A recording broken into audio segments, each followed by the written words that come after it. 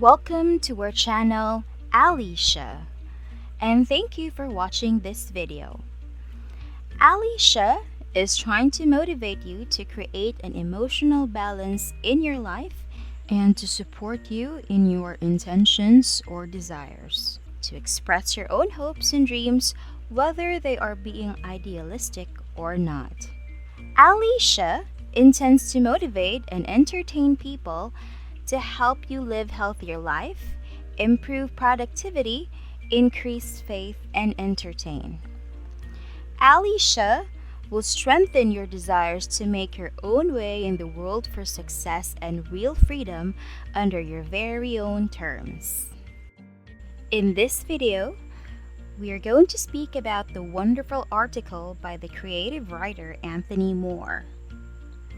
The more you do, the luckier you get. Anthony says, "Here's what I tell people who want to be successful. I've had hundreds of conversations with people who want to be successful. But no matter how many times I seem to say it, it feels like my number one piece of advice is never really taken. Just take more action." Of course, that's not always the best answer. Maybe they've taken a lot of action already and need a change in strategy. But frankly, that's really rare. There's usually a lot more action you can take before you need to change strategies. When it comes to taking action, the rich get richer. Back in the day, I wanted to be a famous writer. I'd email article ideas to every big blog I could think of. I wanted to be featured and have a column so everyone would know my name. No one ever responded to me because my writing sucked and I wasn't getting any better. Probably because I was spending more time promoting my work than actually getting better. I wasn't taking action, so I didn't get anywhere. Nowadays, I get emails every week from people wanting to work with me. Big publications, news sites, magazines, online powerhouses, all emailing me asking if they can promote my work. The rich get richer. I don't even work for it, and people come to me asking to help me out. That never happened before.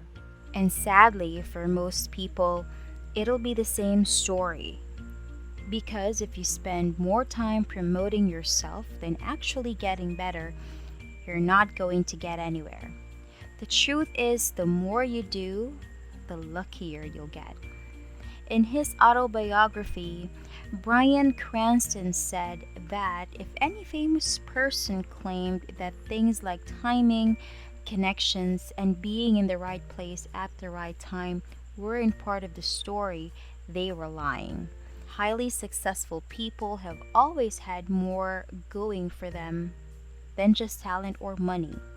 There are lots of rich, talented people still struggling to achieve their dreams. The most successful people had, or maybe didn't have, those inherent gifts, sure. But what did each one of them have? An enormous portfolio of work, probably more than anyone else in their sector.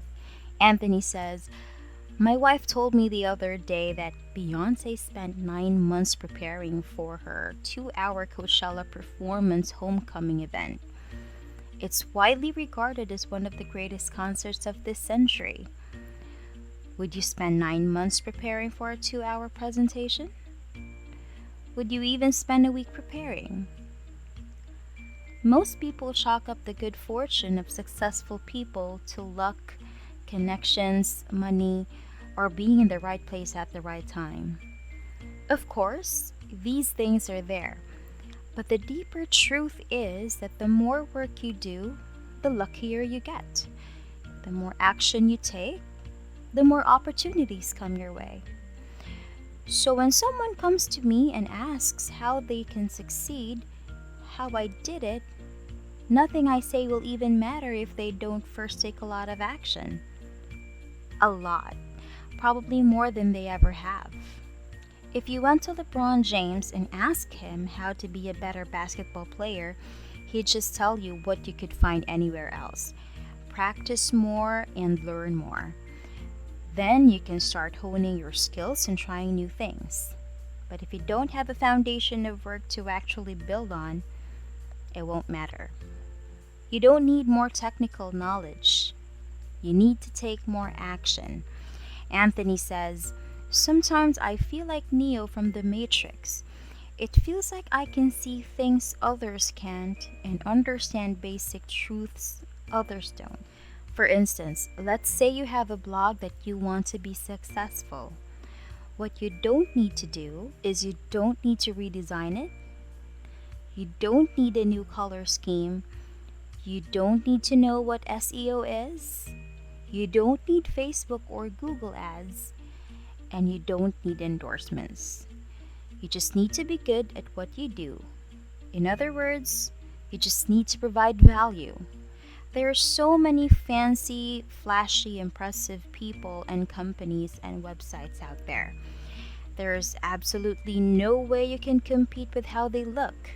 But you can absolutely, 100%, no doubt about it, compete with and destroy the value they give. You could give as much value as your competition, probably more. If you're just starting out, great. You're more agile and flexible than they are. You can do, say, or be things they can't. If you're already experienced and have a brand, great. You can double down on your value and reach more people than anyone below you. You don't need more technical knowledge. You just need to take more action. If you can't commit to big goals, just focus on making small progress every day. Anthony says, "I hate goals, probably because I've always failed at them when I tried. A few years ago, I set an ambition to make $200,000 that year. The first month, I made about $2,000, way more than I'd ever made. The second month, I made about $2,500. But by the third month, I was so full of guilt and frustration and dread about being nearly $20,000 behind on my goal, I gave up entirely." Funny, making about $2,000 in 1 month was the most I'd ever made. I couldn't enjoy it though, because my goal was keeping me miserable. So I never really set goals anymore. Maybe they work for some people, but honestly, most people I talk to can't keep their goals either. This is an excerpt from an article by best-selling author Scott Adams. "Goals work great for simple situations, but the world is rarely simple these days. You don't know what your career will look like in a year. You don't know what the economy will be doing or which new technologies will hit the scene. Your personal life is just as unpredictable. The future is a big ball of complexity if you look out far enough. And that means your odds of picking the one best goal for you are slim, and the odds of achieving it are even slimmer because everything is a moving target. So instead of goals, try systems that improve your odds of success, however you define success, over time. Choose projects that improve your personal value no matter how the project itself does. Find systems for diet and fitness that replace willpower with simple knowledge." So, don't focus on setting goals.